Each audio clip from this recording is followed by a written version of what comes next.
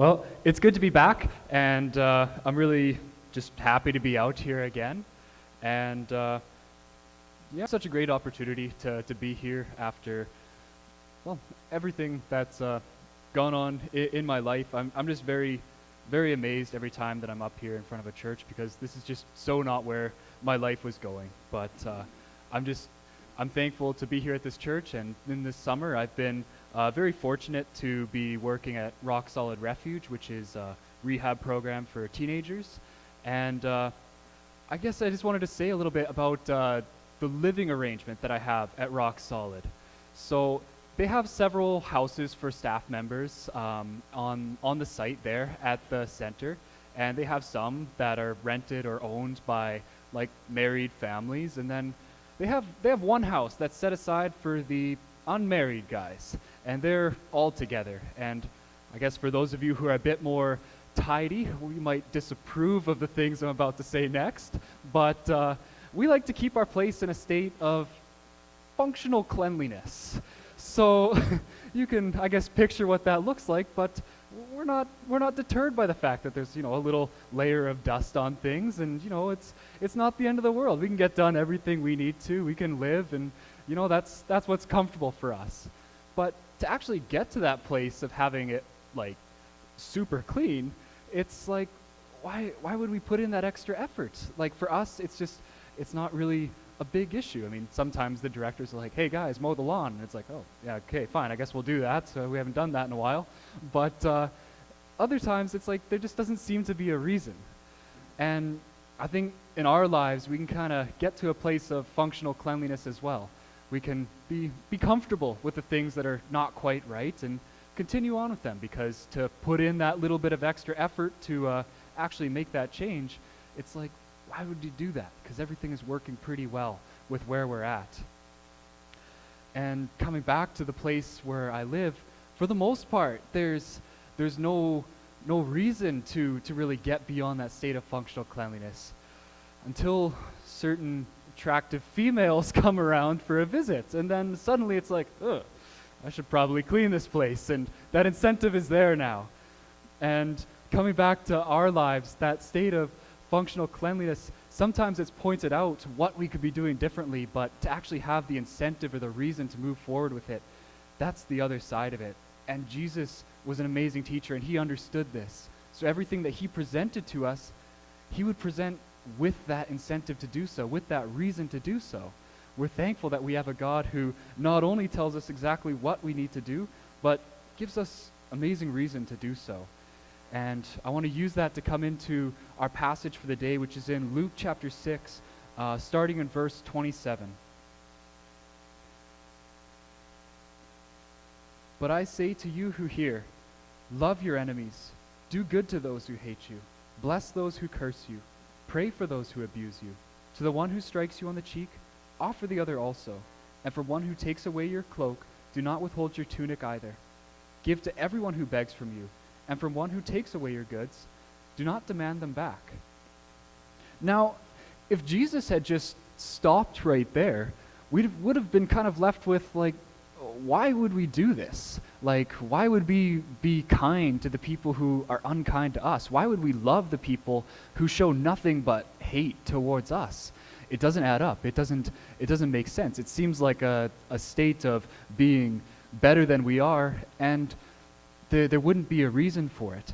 But Jesus gives us very good reason. As we continue on in the passage, we start to see what that is. Picking back up in verse 31.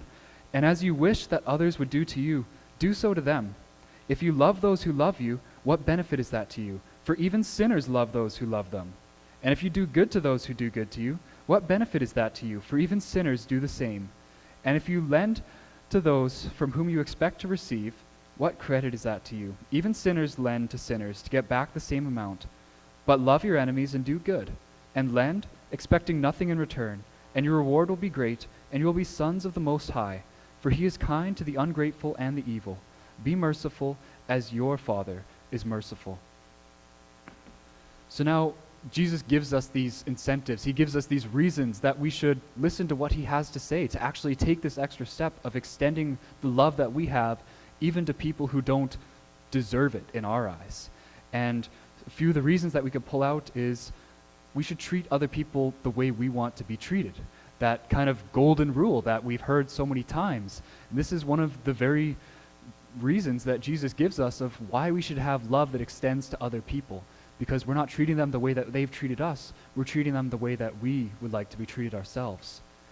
And another point of even sinful people are capable of acting right when it's in response to the way other people have treated them. A person who is not following God is able to do that because it doesn't take extra effort. It doesn't go out of the comfort zone, really. And finally, we have a great reward that's assured to us. And we'll be acting more in the way that God treats us. When we treat other people who don't deserve it right, when we treat them right, that embodies what God has done for us, because there's nothing we've done that deserves the treatment that we've received from God. But I want to focus first on how a sinful person is capable of acting in a right way towards other people if they're being treated right by others. I think it's helpful to kind of look at our culture here in Canada and just recognize that there's kind of an understood norm. Here in Canada, you act politely towards other people. That's just kind of a societal norm, and you can have that expectation. If you meet someone new, they're most likely going to be treating you nicely, and likewise, they're going to understand that you're probably going to treat them nicely in return. So it just leads to this mutual politeness that just kind of goes around for the most part. And of course, there are those exceptions to the people who don't quite fall into that norm, but for the most part, we do have that.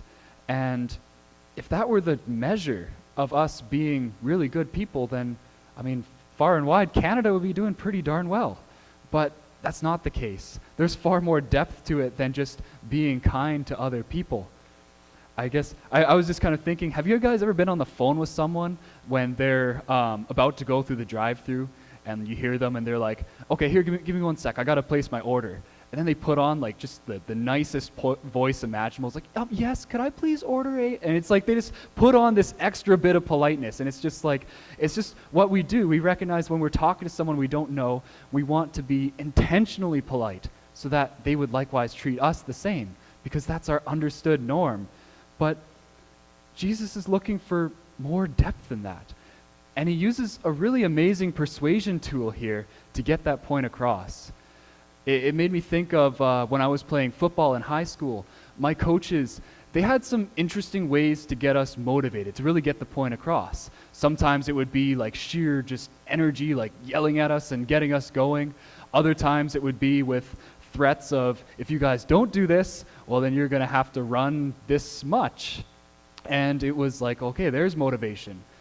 But one of the ways that really, really got to us was when they would compare our efforts to that of their young daughters. Now, if there's anything that a proud teenage male athlete doesn't want to hear, it's that their ability is like that of a young girl. That's just not what any teenage guy wants to hear. So it gave us that drive, like, no, I'm not like a little girl. I can do better than that. And it got us going. It got us moving. And likewise, we see Jesus talking to a group of religiously pious people saying, you're doing no better than the sinners are. And that would have done the same thing. That's exactly what they're trying to avoid. They don't want to be like the sinners. And Jesus is saying, if you merely love the people who love you, what difference is that between you and a sinner? Because they do the same thing. If you treat other people nicely who treat you nicely, what difference is that between you and a sinner? Because they do the exact same thing. So Jesus is totally undercutting this achievement that these religious people thought that they had, because they really weren't doing anything that showed character. They were just acting in response to the way that other people were treating them. So it's really important to keep in mind here that not being a sinner is not just about not doing sinful things. It's about doing the very things that a sinful person wouldn't do, which is having character that extends past other people's treatment of us. And this is what Jesus is trying to get the point across here. This is a parallel passage to in Matthew when it's the Sermon on the Mount. And this is Jesus speaking to people, kind of reteaching them of what the law is actually saying. He's trying to get the point across that everything that they've been learning from their teachers, everything that they've been instructed, is just, it's a little bit off base. It's having the focus in the wrong area. In the Matthew passage, it's even more clear when he gets to this section. In the start of Luke, he says, "But I say to you who hear." And in the Matthew passage, he says, "You have heard it said, love your neighbor and hate your enemy. But to you I say, love your enemies and pray for those who persecute you." So you just have this further negation of what was normal in the day and being taught by the religious authorities and what Jesus was trying to get across. And Matthew has much more of an intention towards being written to the Jews, so it started kind of negating a lot of the views that the Jews had, and then representing them as what Jesus was trying to get across as the true interpretation of the law, the interpretation of the law that was based on character.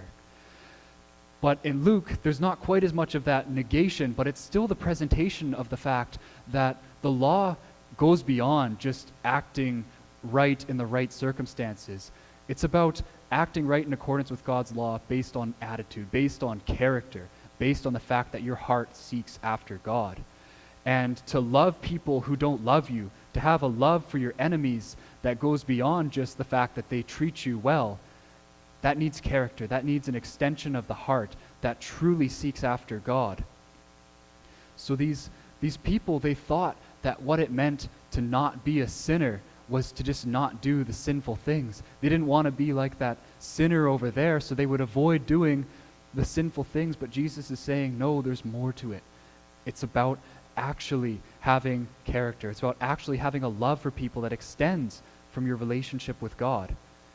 And this has kind of made me think of my time at Miller when I was doing student work. My job that I had to do was breakfast. So we would set out all of the cereal, the toast, and everything like that. And in the back, we had these plastic tote containers of bags of cereal. And we didn't get like the cereal that you'd get at the store where it's all labeled and packaged nicely. It was more like the bulk type items. So we had these big bags, and they were stored in the tote boxes, and each one was labeled with masking tape. And when I came to the one that was for Fruit Loops, I read fruit, and it was spelled F-R-O-O-T. And it just caught me off guard. I was like, no, like, that's not right, because I was fully assured that it was spelled the right way. And I was blown away. I was like, okay, either someone just didn't pass elementary school, or they're playing a prank here, or something's going on. And so I got the other guy from breakfast, and I was like, dude, look at how this is spelled. And he's like, what do you mean? That's how Fruit Loops is spelled. I'm like, no, there's no way. This person spelled it wrong. He's like, no, let me show you the label. And he shows me, and sure enough, F-R-O-O-T. And I was fully assured that what I knew to be right was the way that it was spelled. And I was so sure of that I thought, no, whoever wrote this is just like, they're just messing around, or they're very unable to spell. But it was really me who was wrong. And you have these religious authorities at the day, and really everyone who was listening to their teaching, and they thought that the law was saying one thing. They thought that it was that they were supposed to act in this certain way, and Jesus is saying, no, you've heard it this way, but it's actually this. And I just use that as kind of a side point from this message, which is when we come to the scriptures, we need to be fully assured that there's going to be preconceived things in our mind that aren't quite fully right. But as we trust in God's word and as we read it, we recognize we're going to be taught things sometimes that go against what we thought was right. But as we trust that his word is true, we adapt and we realize, okay, I was wrong and I need to change that. And that's something that we can take away from the way that the Jews were able to interpret the law. They were off base, but the ones who truly heard Jesus, they recognized, okay, this man is telling us something that is different from what we've learned, but this is right. And that was the way that the ones who truly heard would have received it. And that's what we need to take to heart when we come to God's scripture as well. And now we've talked in this instance about loving our enemies and how our love needs to extend past just the people who treat us right and actually extend to people who treat us wrongly. But this passage also talks about giving our possessions away. I want to reread from verse 29 and 30. And from one who takes away your cloak, do not withhold your tunic either. Give to everyone who begs from you, and from one who takes away your goods, do not demand them back. So I want to talk about how we must not respond to loss of possessions with despair or an entitlement to get them back, because we have a great reward that's promised to us. We read in verse 35 that we are to love our enemies and do good and lend, expecting nothing in return, and your reward will be great. We have full assurance of that. We have full assurance that God can be trusted in that everything that he says is going to happen. Everything he says is going to take place. And if he tells us that we can let go of our possessions and be assured that our reward will be great, that's something that we can take to heart. And whether this loss of possessions is through force, someone taking that unjustly from us, or us giving to those who need it, we're to let go of these things and not expect them in return, not despair them back. In this passage, towards the end, when it says expecting nothing in return, that word for expecting in the Greek, it carries more of a connotation of despairing it back, actually being in distress over the fact that it's gone. We're not to be distressed over the fact that we don't have some of the possessions that were ours. We're to move on from it, and we're to let go of those things and not expect them to be given back to us. But again, we come to a counterintuitive command that comes from Jesus regarding our possessions. Rather than seeking back every bit that we've given or have been taken away unjustly, we're to let go of it and not hope for it back. And we need to keep in mind that even a sinner can give as long as they fully expect to receive back what they gave. And they can also give not necessarily expecting things back, but out of a sense of seeking praise or even just trying to do in their mind the right thing. People who don't seek after God are fully able to give charitably. That's something that they can do. But there's, I think, a great passage to wrap our minds around that better, and that's in Luke chapter 21, the passage about the widow's offering. Jesus looked up and saw the rich putting their gifts into the offering box, and he saw a poor widow put in 2 small copper coins, and he said, "Truly I tell you, this poor widow has put in more than all of them, for they all contributed out of their abundance, but she out of her poverty put in all she had to live on." So now these rich, they may not necessarily be giving out of a desire to get it back, but they're not giving in a way where it's a true loss to them. They wouldn't really need to be expecting it back because it's just a little drop in the ocean as far as how much they have. And they most likely got a lot of attention for this, a lot of praise, because I guess we kind of think about it from our standard today. When we make a donation, we can just change the amount we put in and put it on our card, or just write an extra 0 on the check if we want to make a larger donation. But in that time, it was physical currency. Like this was like precious metal currency. So if you're making a sizable donation, no longer is it just putting an extra bill into an envelope, it's adding an extra few coins into your bag. So you come in with a sizable donation and you got like 20 pounds of gold or whatever, and you put it on the table, and that's something that would draw attention. It's something that if you were trying to get praise, you would get it. So this idea that merely giving to charity is something that makes us better, a sinful person or a person who's seeking after their own praise can do that as well. But then we have this picture of a poor old lady bringing what would seem to be nothing, 2 small copper coins, and yet for her it's everything. It's all she has. And I know that she didn't give that thinking, I'm going to get some like sympathy from people, or somebody's going to think, oh, she only put in that much, maybe I should just give her some as well. Or maybe she was thinking, oh, I'm just going to get a bunch back in return. It's not at all what it sounded like. This lady was giving what she had, and it was what she had to offer, but she held it with an open hand because she knows that this is what God gave her. And for us, we can take away this understanding that everything that we have has been given to us by God. And when we lose possessions or we give them away, we don't need to expect them in return. We don't need to hope that we get them back, because the same God who gave it to them in the first place can give it to them again. And we also have that full assurance of we have a reward coming to us. We have a full guarantee of that. And if we fully trust God in that, it allows us to shift our perspective. It allows us to look past material loss in this life, because it doesn't compare to the reward that's promised to us, and it doesn't compare to the fact that God will supply our every need. So we can give more freely when we trust that God has provided everything we have, and we can let go of them, knowing that we can still trust Him. So now we've talked about why we can give and even have things taken from us without expecting them back, and how we can shift our perspective in order to be able to do that. And we've also talked about why we should have our love extend to those who don't love us, have our love extend to our enemies. But now we come to this question of how. This is not an easy thing that God is asking of us. It's not a natural response. It goes against everything that is inside of us. But that's where we shift our focus. We must not respond to others with the same treatment that they give us, but rather we respond to others with the treatment that we've received from God. A major key to this passage was when I read in verses 35 and 36.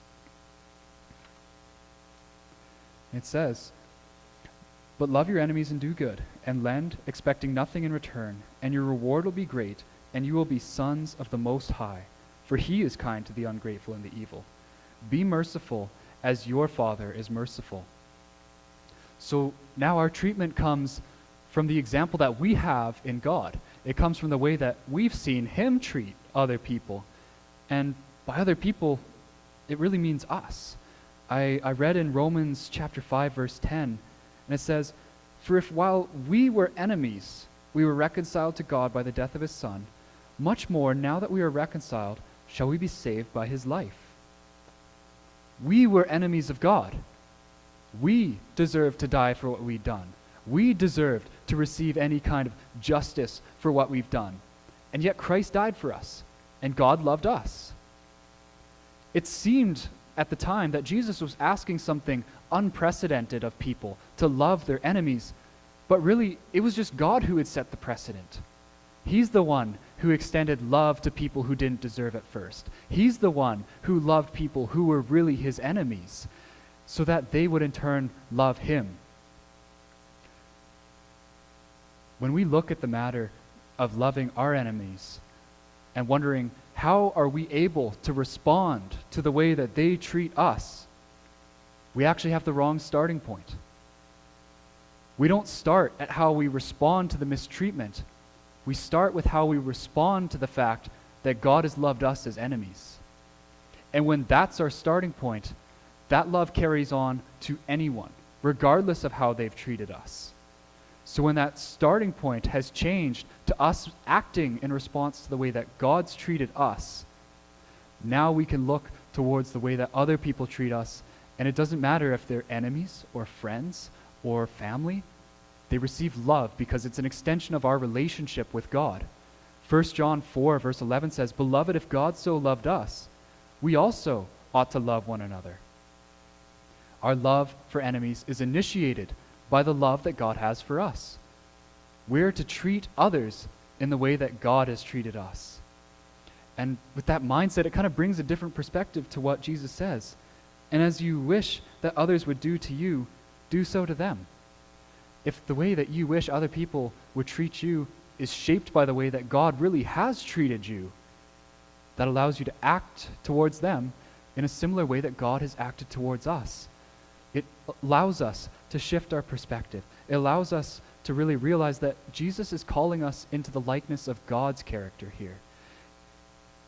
We're being called to act with love that initiates towards other people and not wait to respond to what they've done so that we can act in the right way. Because if our behavior and our moral standard is based on how other people treat us, then minute by minute, hour by hour, our moral standard changes because people treat us differently all the time. So we really need to be having our moral standard fixed and constant. And the only thing that's constant in our lives is the way that God treats us, because he never changes. And we know that we can always have that consistency in that relationship. So our treatment of other people and our love for other people needs to really come from that. This passage took on a bit more of a personal note for me as I was preparing this sermon. I was kind of drawn to this passage when I was trying to decide which passage to choose, and I didn't really understand why for a while. And I looked into it, and I was starting to research it more, and I liked it. I liked the points that were starting to come out of it, but I still couldn't understand. It's like, why is this standing out to me? And then last weekend, I got news that someone who I care very deeply about, she was in a relationship where she was very badly mistreated. Someone was acting very awfully towards her and progressively getting more and more, malicious with the way that he was tearing her down and even getting more aggressive towards her. And thankfully, she was able to get out of that and she was able to be safe. And at this point now, she's separate from that. She's on to something new, but that damage was done. That her self-esteem was very badly hurt by this. And even though there was nothing that I could really do to make the situation any better, I wanted to seek after justice for this guy. I absolutely hated this guy for what he did. And I don't use hate lightly. Like, that's not a word that I like to use, but in that moment, that's what I felt towards this guy. And then it struck me, just a massive conviction. It's like, I'm writing a sermon on loving your enemies, and all I can think about is how much I despise this guy. And in that moment, I just remember just wondering, it's like, how is this possible? How can I actually love this guy? Because nothing in me wants to love this guy. Everything wants the opposite. And then I just remember crying out to God, God, how did you love me? I was your enemy, and yet you loved me. And it just brought perspective to the fact that I was entirely against God in what I was doing before. I was entirely against him. And yet that love extended to me. And I was saved and I was brought into a new life. And it just struck me how incredible that was because of how much I was angry at this person at that time. And it's like, if this one thing that this guy did to this person that I care about made me that mad, I mean, how did God actually forgive me? And I just remember crying out to him. I'm like, God, just help me. I don't know how to do this.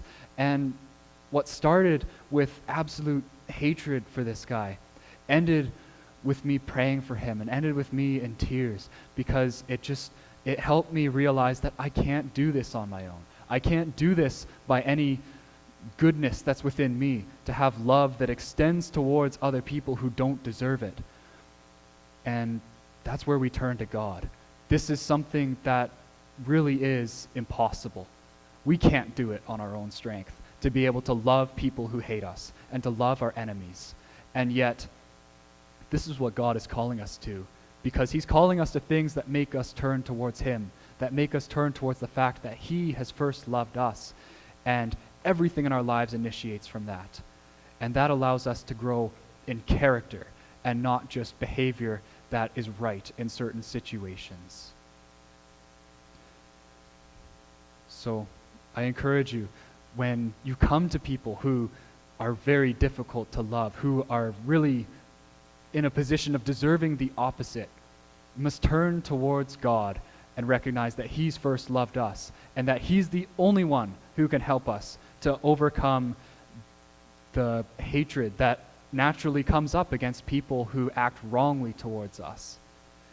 And I recognize in this message, I haven't really gotten too much into what does it look like to love your enemies? What does it mean to love your enemies? I haven't gotten into that. And rather than tell you, here's what you can do to love your enemies, I want to leave you with a question instead. What does it mean to you that while you were an enemy of God, he loved you? How significant is that to you? And let your answer to that question shape what it means to you to love your enemies. I'd like to just close with prayer. God, we thank you for the amazing love that you showed us, the love that we really don't deserve. And I just ask that we would be able to extend that love to other people, to let that be something that comes out of us because of our relationship with you and not because of whether other people deserve it or not. And I just ask, God, that you would help us to trust you with our possessions, trust you with our finances, and just recognize that everything that we have has been given to us, and everything that we need will be supplied by you. And I just ask that you would just help us to shape our perspective, to bring our relationship with you into perspective in everything in our lives. I just ask that you would help us go on from here and be truly changed in character, and to be able to develop in the ways that you want us to, and to not have our actions be driven by anything other than a heartfelt desire to seek after you and to truly love you because of what you've done first for us. And I pray this in Jesus' name. Amen.